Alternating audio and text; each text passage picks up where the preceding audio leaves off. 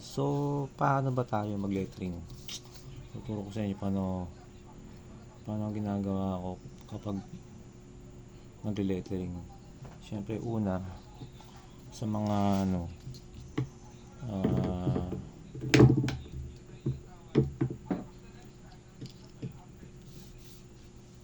para mas madali, gumagawa ako ng linya.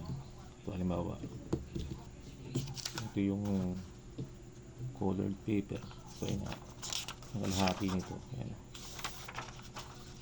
Yan. Tapos yung sukat ng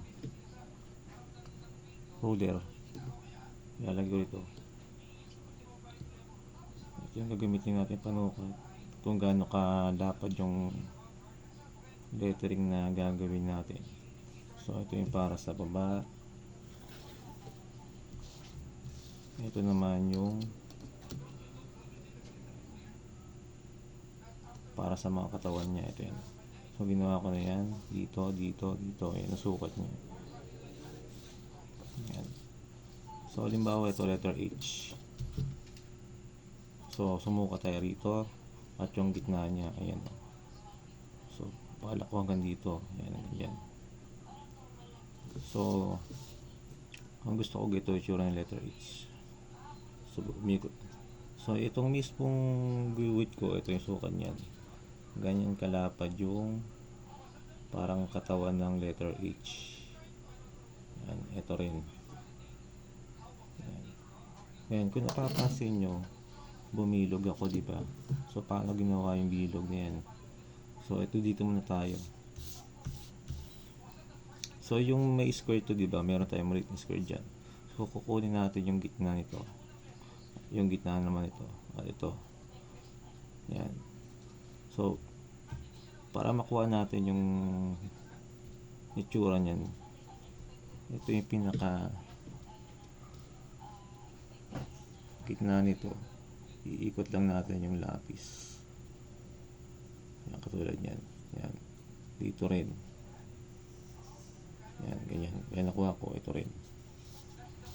Tapos, yung letter H niya, pag ganito. Yan, ito rin. So, napapansin nyo, ito, same lang yung kapal niyan. Same lang ito. At same lang din ito. Yan.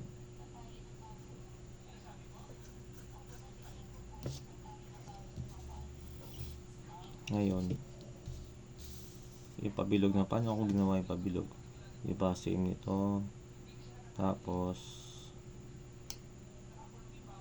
yung kalahati niyan pagdating dito kalahati. Yan. So, medyo mahirap siyang explain, pero nakita niyo naman paano ko ginawa, diba? So, ito yun. Ito. Isang buo nito. Yan. Isang buo nito. Tapos, dito ay kalahati.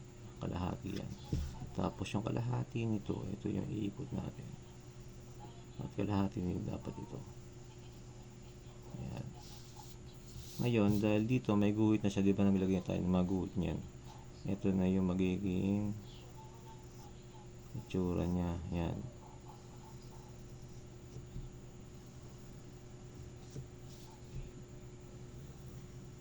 So, meron na tayong letter H. Diba? Meron tayong letter H. Yan. So, paano ko naman mag-draw lettering letter O? Paano yung letter O?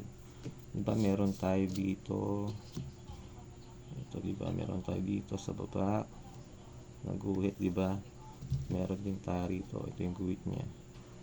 So, ito yung magiging kapal niya sa taas. Ito yung magiging kapal sa baba. At ito yung magiging kapal niya sa bawat gilid.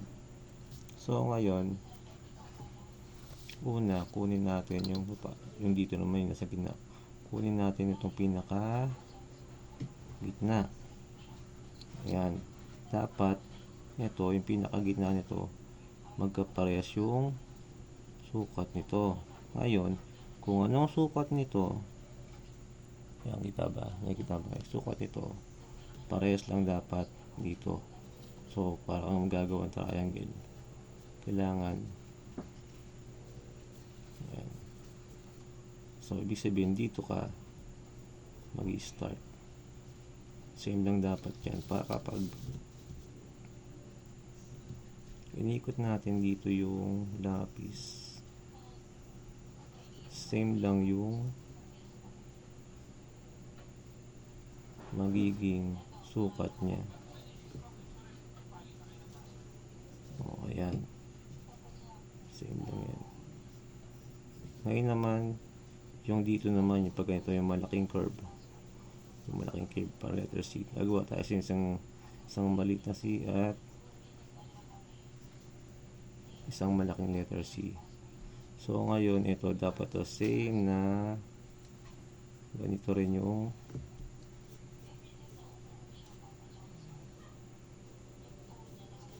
ito siya. So, ibig sabihin, ito hanggang tsaka ito rin, ito.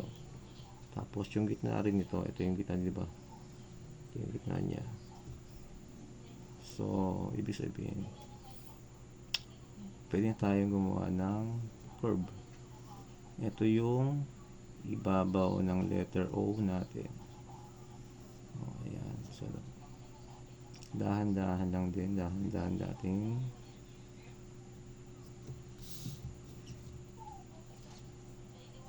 guguhitan.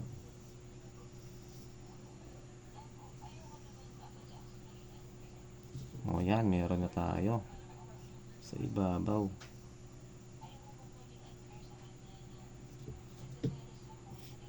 O, ngayon. So, ngayon naman, dito naman sa baba, para mabuo na yung letter O natin na letra. So, ganun din, gawin natin. Gawin natin yung gitna. Yung gitna. Kailangan same nito. Ayan, para tayo gagawa ng maliit na triangle. Ito yan, na right triangle. Ayan. Ayan siya. Kailangan same yung gilid nito, same yung size, same yung measure. Ito, yan dito. Yan. So, parehas na siya. Pwede na tayong mag curve maliit na letter C.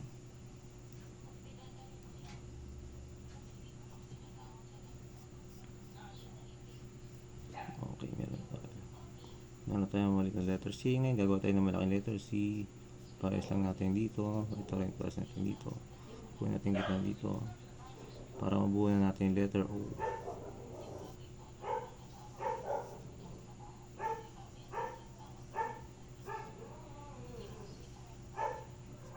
Yan. Letter O. Yan, nabubuo na yung letter O natin. Kung napapansin nyo, nabuo na yung letter O. Ito na yun. So, same yung kapal. Yan, same yung kapal niya rito. Diba? So, ganun yung pag-lettering.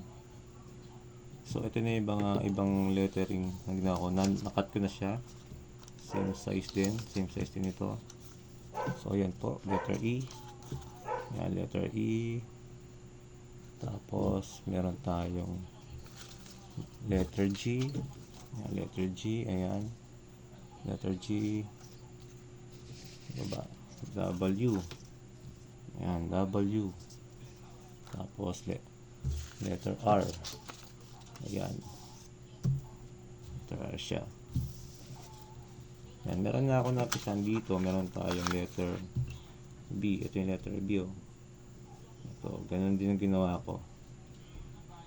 Ayan. Same size din yan. Ginamit ko lang yung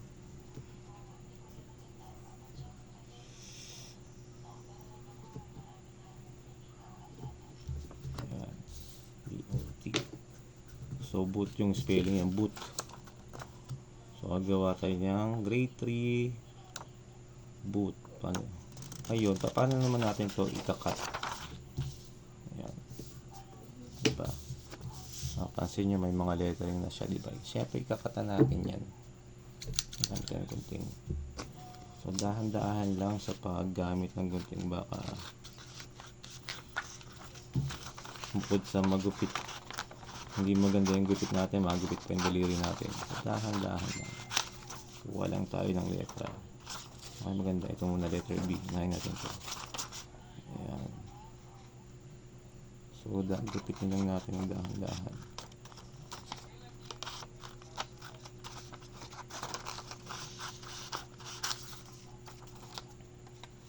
Ito, gupitin natin. Siyempre, kung ano yung magiging ano niya, yung mismong lapis niya, yun ang gugupitin mo. Dahan-dahan lang din. Dahan-dahan lang sa paggupit para makuha mo yung hugis niya. Susundan mo lang naman yung linya.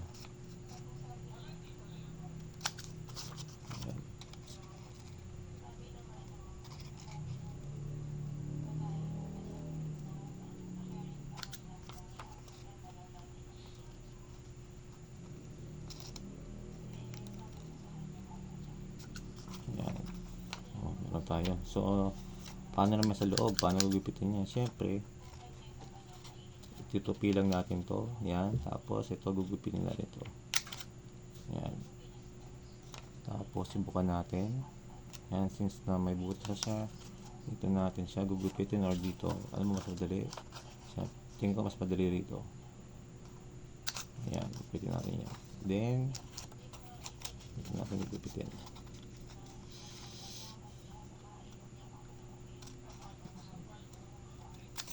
Yan. Gugupitin natin siya.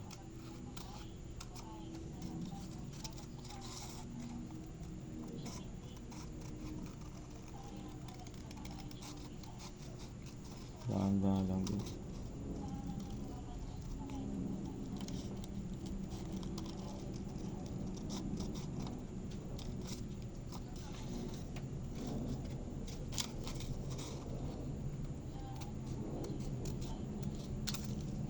Dito naman sa kabila, ganun din ang gagawin natin. Dito, gupitin din ito, part na to. Yan. Make sure na medyo extend dito. Yan, okay lang yan. Yan. Kasi yung gunting natin, talagang ito yung sukat ng gunting niya kasi yung kapal ng gunting niya. So, para makuha mo yung talagang guhit niya. Yan. Gupitin din natin ito.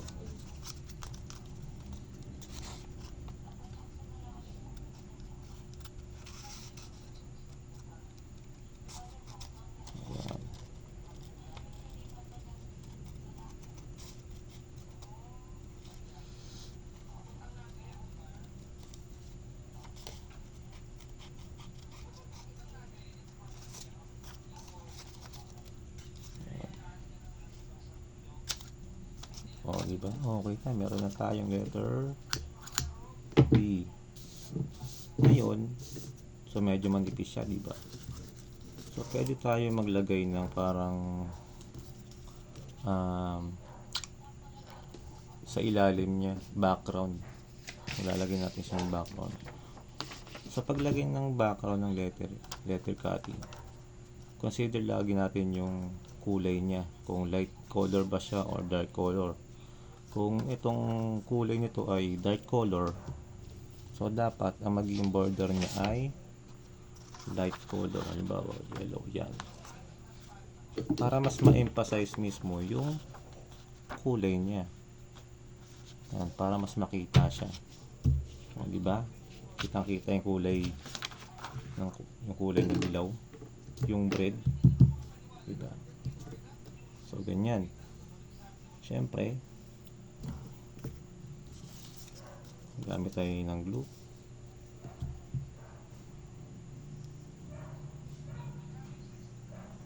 Lagyan natin ng glue, siyempre, para dumikit. Ayan. Lagyan natin dito. Ayan. Dapat medyo maliit ang space. Ito kasi magiging parang background niya. Ayan. So, dapat same yung kapal nito dito rin. Ayan.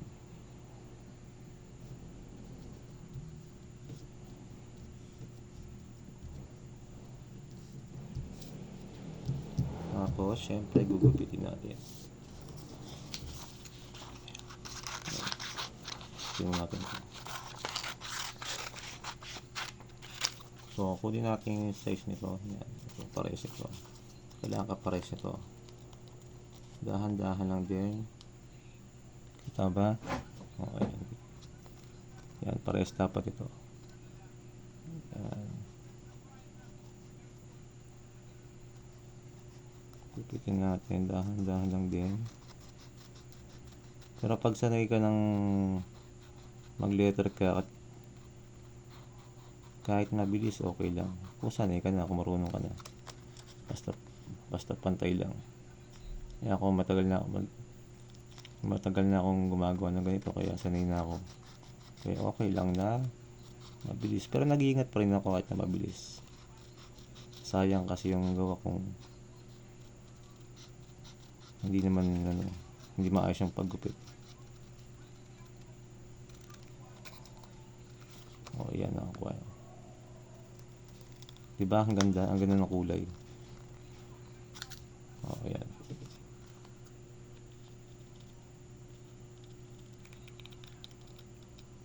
O. Kung dark color ang nasa ibabaw, dapat light color naman ang sa ilalim maging background. Pero kapag light color naman ang nasa ibabaw, ang magiging background niya ay dark color. Dapat laging contrast. Laging contrast dapat.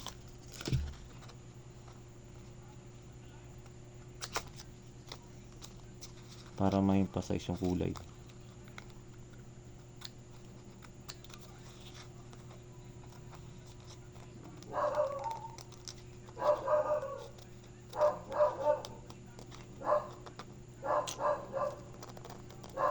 Ingay ng aso.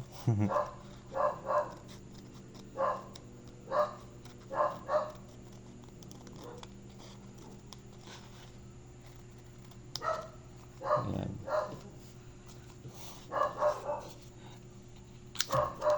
Ingay ng aso.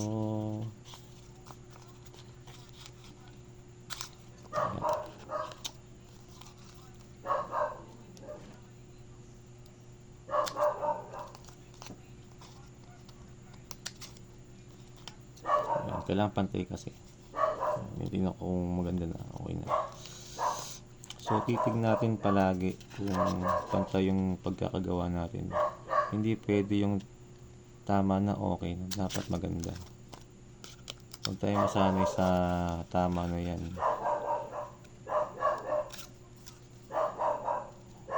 Paano gaganda ng gusto yung gawa natin kung nasanay tayo sa tama na yan? Hindi naman maganda.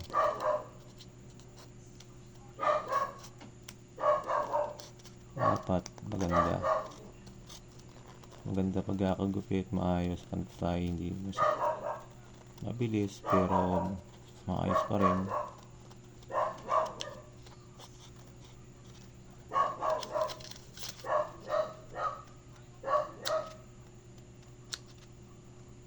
Ayan. I-check natin. Diba? So meron na tayong letter B. So, same lang, ganun din yung gagawin natin. So gagawin natin letter T. Okay, siguro tama yung course sa video na yan. So, sana may natutunan.